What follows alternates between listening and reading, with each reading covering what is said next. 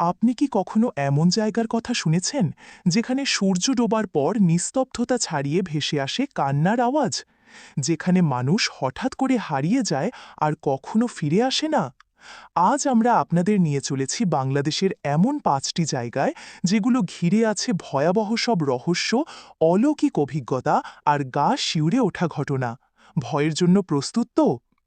বাংলাদেশের ৫টি রহস্যময় ও ভৌতিক স্থান। নাম্বার ১, লালবাগ কেল্লা বা ঢাকার অভিশপ্ত দুর্গ। লালবাগ কেল্লা হল রাজধানী ঢাকার প্রাণকেন্দ্রে অবস্থিত একটি ঐতিহাসিক স্থান। দিনের বেলায় এটি যতটা সুন্দর, রাতের বেলায় ঠিক ততটাই ভয়াল।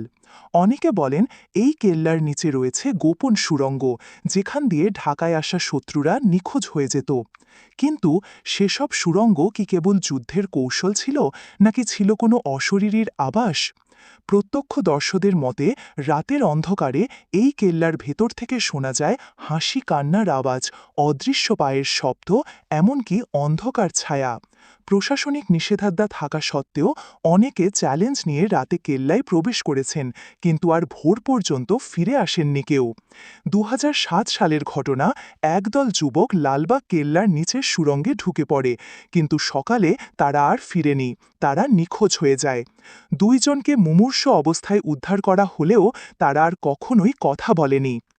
২ নাম্বার হল সুন্দরবনের ভয়াল বন বা বনবিবি। বিশ্বের সবচেয়ে বড় ম্যানগ্রোভ বন হল সুন্দরবন।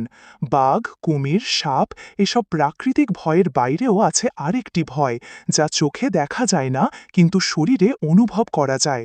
স্থানীয় জেলেরা বলেন রাতে বনে প্রবেশ করলে কিছু একটার ছায়া তাদের অনুসরণ করে।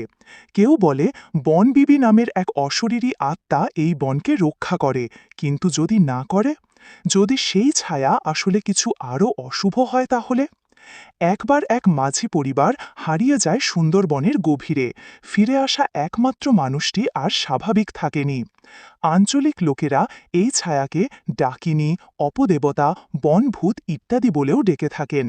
এই বনে নিঃশব্দ বাতাস, আজব গন্ধ, গাছের পাতা না নড়ে আওয়াজ, শূন্যে নৌকা চলে যাওয়া ইত্যাদি ঘটনা প্রায়ই ঘটেন।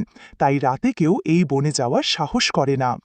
৩ নাম্বারে রয়েছে ভূতের বাড়ি, যা চট্টগ্রামের বারুইয়াহাটের কালো রহস্য। চট্টগ্রামের বারুইয়াহাটে একটি বাড়ি আছে যেটিকে এলাকার লোকেরা ভূতের বাড়ি নামে চেনে। প্রায় ৩০ বছর ধরে এই বাড়ি খালি পড়ে আছে। প্রতি রাতে সেই বাড়ির জানালা খোলে আর বন্ধ হয়, অথচ সেখানে কেউ থাকে না। ১৯৯৫ সালে এক পরিবারের ৪ জন সদস্য হঠাৎ আত্মহত্যা করে, কিন্তু কেন তারা আত্মহত্যা করেছে তা কেউই জানে না। এরপর থেকে এই বাড়িতে যারাই ভাড়া নিয়েছে সবাই মানসিকভাবে বিকারগ্রস্ত হয়ে পড়েছে। ক্যামেরায় ধরা পড়েছে ছায়া, অবয়ব, রহস্যময় শব্দ, যাও বলে কারো ফিসফিসানি ইত্যাদি। ৪ নাম্বারে আছে কুয়াকাটা সমুদ্রের গোপন কবরস্থান।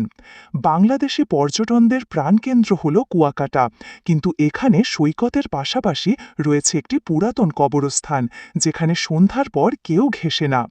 এলাকার মানুষের কাছে শোনা যায় এখানে প্রাচীন সন্ন্যাসী ও আরাকান রাজাদের কিছু কবর আছে, যেগুলো সঠিকভাবে রক্ষণাবেক্ষণ করা হয়নি। লোকেরা বলে রাতের বেলায় সেই কবরের দিক থেকে ভেসে আসে আজান, কান্না আর গুনগুন শব্দ। অনেকেই বলেছেন তারা কবর থেকে উঠে দাঁড়ানো ছায়াও দেখেছেন।